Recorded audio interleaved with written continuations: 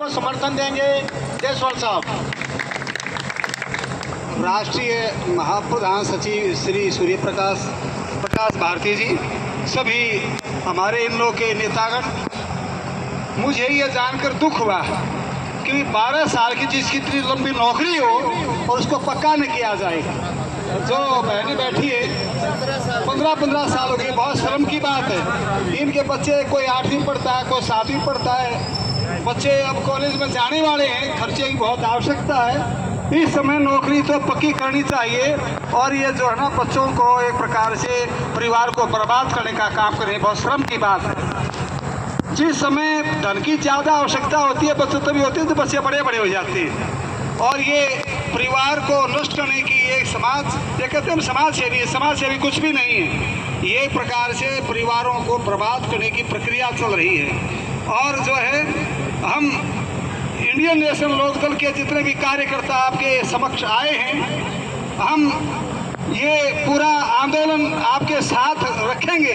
जब भी आप चाहेंगे, हमारे वकील साहब हैं कृष्ण कौशिक जी, आप इनका नंबर ले लें, हम तभी आपके साथ हजारों व्यक्ति कंधे से कंधा मिलाकर आपके आंदोलन में साथ रहेंगे। मुस्कुराकर चल मुसाफिर, वह मुसाफिर क्या जिसे कुछ भूल ही पक्के थका दे, वह हौसला क्या जिसे कुछ मुश्किलें पीछे हटा दे। आंधियों में बिजलियों में रहे अविचल मुसाफिर, पथ पर चलना तुझे तो मुस्कुराकर चल मुसाफिर। आपको और ज़्यादा जो है संकट नहीं होंगे। हमारे कृष्ण कौशिक जी बहुत बड़े अधिवक्ता हैं, आपका जो केस में लड़ेंगे और जो मुफ्त में किसी प्रकार की कोई फीस कृष्ण कौशिक जी नहीं लेंगे। और हमारे वकील श्री विनोद अलावत जी भी आए हैं, ये भी कोई फीस नहीं लेंगे। और हमारे जो हरियाणा पब्लिक सर्विस कमीशन के जो मेंबर रहे हैं डॉक्टर रणवीर हुड्डा, वो भी वकील हैं, हमारे अच्छा वकील तो हाजिर हैं। ये कहते हैं भाई कोई फीस निःशुल्क का आपका काम किया जाएगा और हम सब भाई बहनों के साथ यहाँ पर आते रहेंगे। और हम भगवान से प्रार्थना करते हैं, ये सरकार जो हमारे परिवारों को बर्बाद करने का काम कर रही है, भगवान इसको सद्बुद्धि दे, सरकार को सद्बुद्धि दे, ताकि इन बच्चों का भविष्य उज्जवल हो सके।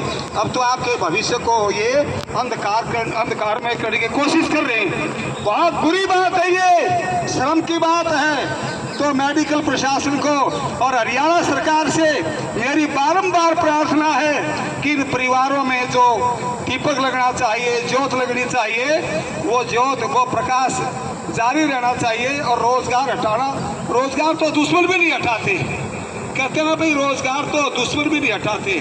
और जो रोजगार किसी का छीनता है वो दुनिया का सबसे बड़ा दुश्मन होता है।